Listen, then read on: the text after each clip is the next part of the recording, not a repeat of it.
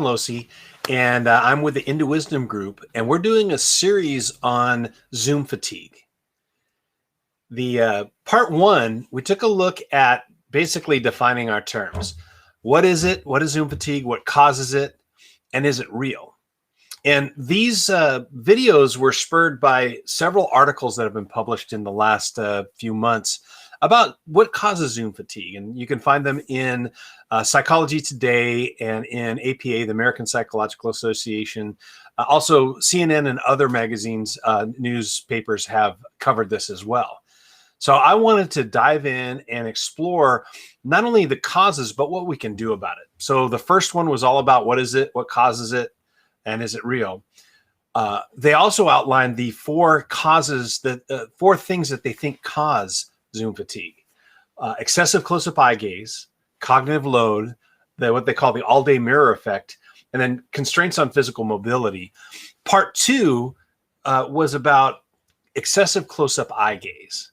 And today I want to talk about cognitive load. So first of all, let's define our terms, make sure we're talking about the same thing. Zoom fatigue describes the tiredness, worry, and stress, or burnout, that's associated with the overuse of virtual platforms for communication, meetings, all that kind of stuff. So there's a lot of people who come after spending a long time in virtual meetings. Zoom is just a convenient term, and these apply to all the different platforms. But Zoom fatigue is this general feeling of tiredness that happens after a long day staring at a screen. So let's take a look at cognitive load. What is cognitive load? It just refers to your brain capacity, the amount of working memory that you're using to accomplish something. And the articles really focus on the psychological burden and really the nonverbal burden that's placed when you're in this platform. So when we're talking about it, we know that nonverbal cues they're amazing how we communicate in person. It's incredibly fluid and almost unconscious, and yet it's really, really complex how we send and receive nonverbal cues. Well, things have changed when we go to a virtual platform.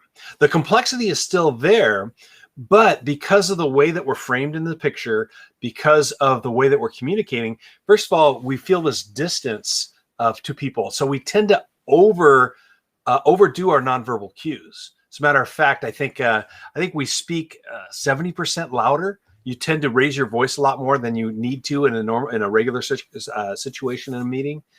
So we tend to overextend, over gesture, because we think we need to overdo sending nonverbal cues.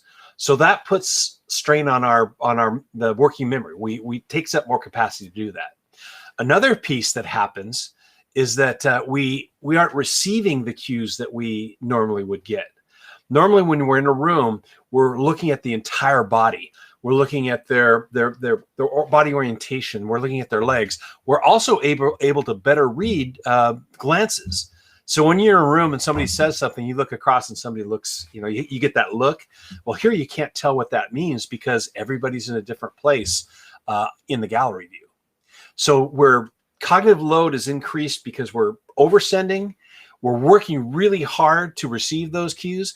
Another piece that adds to our cognitive load is just the technical strain. When things go wrong, when you glitch, when you can't hear or see somebody, you click the wrong button. How many of you stress out when you start speaking and everybody yells at you, "You're on mute"? Those are all things that add to our cognitive load. So I want to show you kind of what's the impact of increased cognitive load. I kind of made a really non-technical graph here, but it plays its role here. So as you increase the cognitive load, let me get that here. As you increase the cognitive load, then your effectiveness goes down. And as you reach a certain point where you start to make secondary mistakes, meaning that secondary tasks get dropped. That's when you're forgetting to, you need to take yourself off mute, but you forget. I think about in terms of, I always forget to either share the screen or stop sharing the screen. But as your cognitive load, as all these other stressors pile up, and your working memory reaches capacity, you start to make more and more mistakes. And that's the impact of increased cognitive load due to your presence in the virtual world. All these different things add up.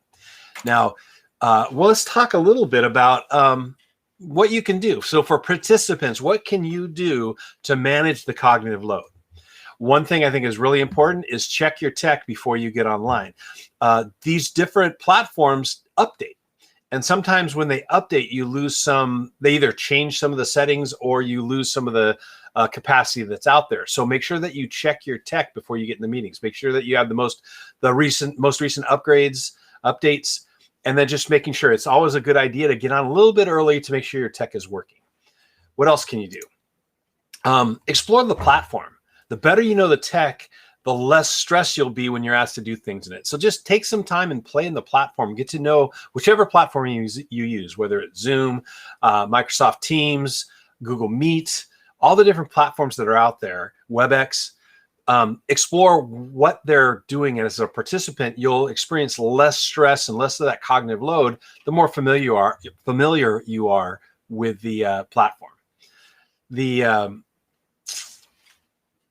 It's a skill set.